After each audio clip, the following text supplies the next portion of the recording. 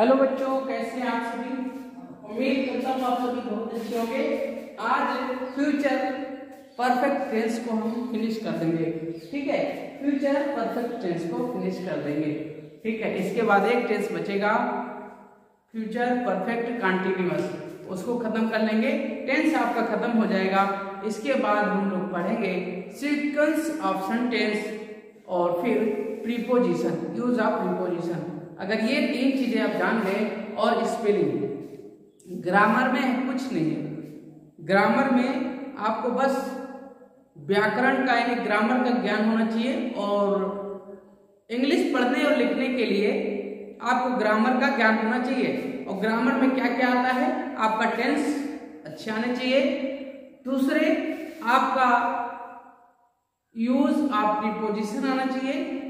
और तीसरा, आपका सीक्वेंस ऑफ सेंटेंस, ठीक है, ये आना चाहिए। बस आप इंग्लिश को पढ़ लेंगे, इंग्लिश को लिख लेंगे, ठीक है, कोई दिक्कत नहीं होगी। चलिए ठीक है, आगे आते हैं। आज हम देखते हैं फ्यूचर परफेक्ट टेंस के बारे में।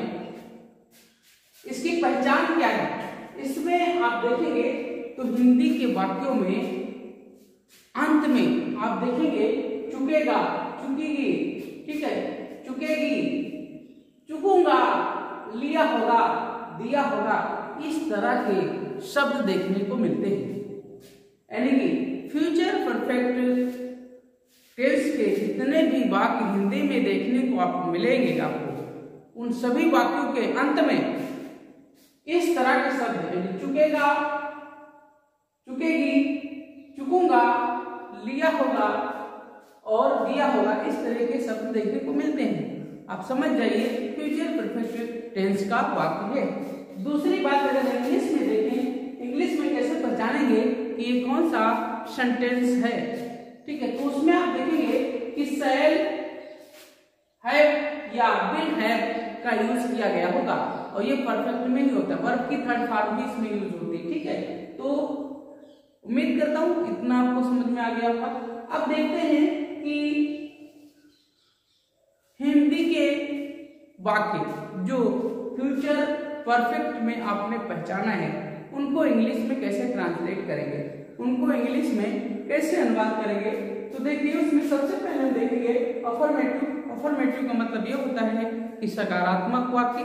ठीक है, इसमें हम सबसे पहले जो फार्मूला देखेंगे वो ये कि सब्जेक्ट प्लस शैल हैव या विल हैव प्लस वर्ब की थर्ड फॉर्म प्लस ऑब्जेक्ट का यूज करेंगे।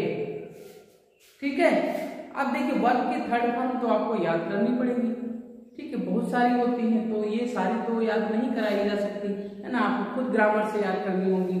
ठीक है, तो जैसे देखिए इसमें हमने वाक्य लिया है, हम खाना खा चुके होंगे, हम खाना खा चुके होंगे। तो इसको कैसे बनाएंगे, देखिए बी, हम जी, shall have plus shall have taken the food. ठीक है, अब देखिए यहाँ पे आई और बी, आई और बी के साथ शैल हैव का प्रयोग करते हैं। बाकी जितने भी कर्ता में आपको दिखेंगे, सी, ही, दे, है ना, ये सब जितने भी कर्ता दिखेंगे सबके साथ में हम विल का प्रयोग करेंगे। तो जब सब्जेक्ट आई और बी के साथ में हम शैल हैव का प्रयोग करेंगे, बाकी कर्ताओं के साथ हम विल का प्रयोग करेंगे। तो यहाँ पे हमने क्या किया, we shall have taken the food. समझ में आ गया। अब देखिए नेगेटिव देखेंगे, इसमें एक और प्रकार आता है नेगेटिव। नेगेटिव का मतलब नकारात्मक। जैसे कि इसको बनाने के लिए हम फार्मूला यूज करेंगे, सब्जेक्ट प्लस विल या शैल हैव, है ना, प्लस हैव, सॉरी फिर से देख लीजिए।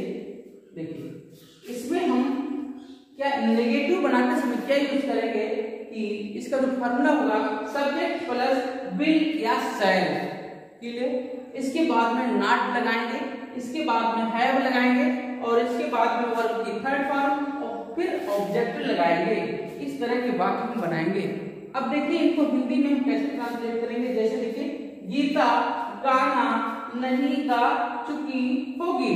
अब ये नेगेटिव सेंटेंसेस को कैसे आप ट्रांसलेट करेंगे? देखो, Gita will not have sung a song.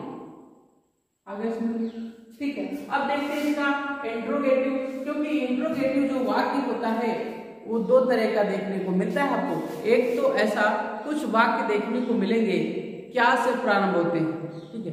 क्या मोहन खाना खा चुका होगा, क्या गीता गाना गा चुकी होगी, इस तरह के वाक्य देखने को मिलेंगे। एक ऐसे वाक्य देखने को मिलेंगे जिनके बीच में प्रश्नवाचक शब्द आता है, जैसे मोहन क्यों खाना खा चुका होगा, चपरासी क्यों नहीं आया, समझ लो, इस तरह के आया होगा, आया नहीं, चपरासी क्यों नहीं आया होगा, इस तरह के वाक्य है ना। तो देखिए, सबसे पहले देखेंगे क्या से आरंभ होने वाले वाक्य, यानी ऐसे वाक्य जिनके पहले ही क्या क्यों शब्द देखने को मिलते हैं, इनको कैसे ट्रांसलेट करेंगे। तो इसके लिए सबसे पहले हम देखेंगे विल या सेल लगाएंगे कर्ता के अनुसार, इसके बाद में हम सब्जेक्ट रखेंगे, इसके बाद में हम हैव रखेंगे और फिर वर्ब की थर्ड फॉर्म प्लस ऑब्जेक्ट रखेंगे, इसके बाद क्वेश्चन मार्क लगाएंगे। जैसे देखो, हमने एक वाक्य लिया, क्या सूर्य डूब चुका होगा, क्या सूर्य डूब चुका होगा, तो क्या होगा, will the sun have set, क्या सूर्य डूब चुका होगा, है ना, क्लियर। अब देखिए एक और वाक्य लेंगे हम, जो क्या वाक्य के बीच में आए, मतलब ऐसे वाक्य जिनके बीच में क्या क्यों आए, उनको कैसे ट्रांसलेट करेंगे। तो उनको सबसे पहले हम क्वेश्चन वर्ड लिखेंगे, इसके बाद में विल या सेल लगाएंगे, फिर इसके बाद में सब्जेक्ट लिखेंगे, फिर इसके बाद में हैव लिखेंगे, फिर वर्ब की थर्ड फॉर्म और इसके बाद में ऑब्जेक्ट लिखेंगे और लास्ट में क्वेश्चन मार्क चिन्ह लगाएंगे।